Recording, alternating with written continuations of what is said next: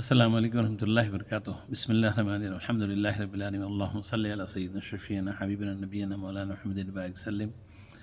آج کی حدیث ہے کہ آپ صلی اللہ علیہ وسلم کے اعمال کیسے تھے گھر کے اندر، خاص کر کے حدیث شریف یہ اس طریقے سے ہے۔ بسم اللہ الرحمن الرحیم، عن عائشہ رضی اللہ عنہا قالت کان رسول اللہ صلی اللہ علیہ وسلم یخصف نعلہ ویخیط ثوبہ ویعمل فی بیتہ کما یعمل احدکم فی بیتہ وقالت کان بشرا من البشر یفلی ثوبہ ویحلب شاتہ ویخدم نفسہ، رواہ الترمذی۔ ترجمہ: حضرت عائشہ صدیقہ رضی اللہ عنہا سے روایت ہے کہ رسول اللہ صلی اللہ علیہ وسلم کا عام رویہ اور معمول یہ تھا کہ ضرورت پڑنے پر خود ہی اپنی ٹوپی گانٹھ لیتے تھے، سی لیتے تھے، اور خود ہی اپنا پھٹا ہوا کپڑا سی لیتے تھے، اور اپنے گھر میں اسی طرح کام کرتے تھے جس طرح تم میں سے کوئی بھی آدمی گھر کا کام کرتا ہے۔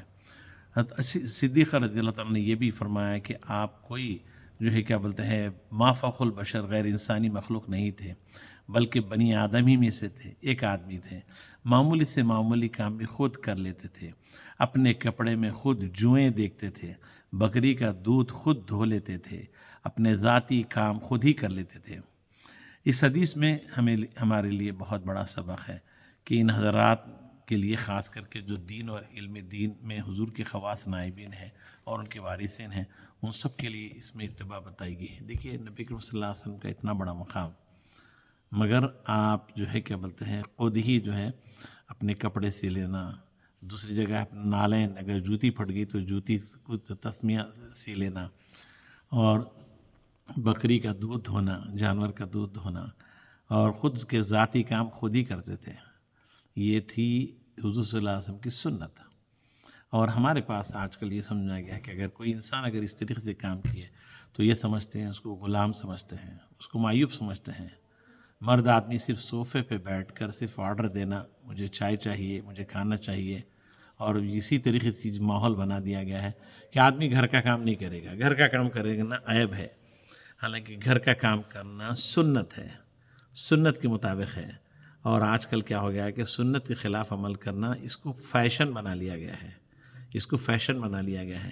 اب ظاہری بات ہے جو لوگ سنت کے مطابق زندگی نہیں گزاریں گے، اب ان کی زندگی میں کس طریقے سے نور آئیں گا، کس طریقے سے برکت والی چیز آئیں گی۔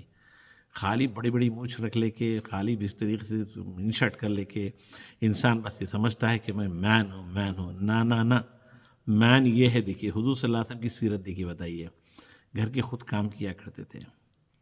اس میں سادگی، عاجزی، انکساری والی چیز ہے۔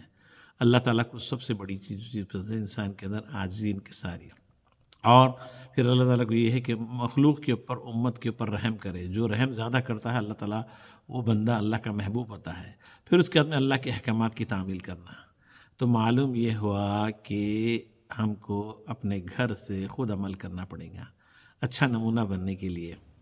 ہم جب کہ یہ خدمت والی چیز کریں گے، عمل والی چیز کریں گے، تو ظاہری بات ہے ہماری آل اولاد بھی یہ چیز دیکھیں گی اور وہ بھی سنت کے مطابق زندگی گزاریں گے۔ اور اگر کوئی کام کرتا ہے گھر کا تو اس کو تانے نہیں دینا چاہیے، یہ کیا ہے غلامٹا ہے، یہ کیا ہے نوکر ہے، یہ کیا ہے نہیں وہ ہے، یہ کرتا یہ کرتا، نہ نہ نہ۔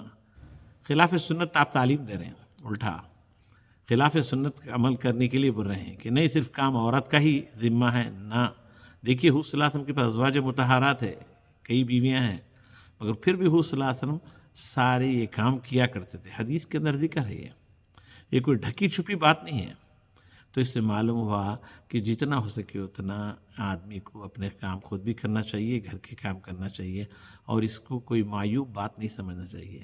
اگر معیوب بات سمجھتے ہیں تو سمجھیے میرے نفس کے اندر خرابی ہے، میرے نفس کے اندر خرابی ہے۔ اب تک نہیں معلوم تھا، پھر بھی اسی جہالت میں زندگی گزارے، کوئی بات نہیں، توبہ کرنا، استغفار کرنا۔ اب معلوم ہو گیا ہے تو کوشش یہ کرنا کہ جتنا ہو سکے اتنا اپنے ذاتی کام بھی کرنا، اور خاص کر کے باہر کام کر رہے ہیں آپ صحیح، آپ بولیں گے میں باہر کی نوکری بھی کروں، گھر میں بھی آ کے کروں، جو ہو سکتا اپنے سے کرنا ہے، جو ہو سکتا اپنے سے کرنا ہے۔ حضور صلی اللہ علیہ وسلم کی کیا ذمہ داری نہیں تھی؟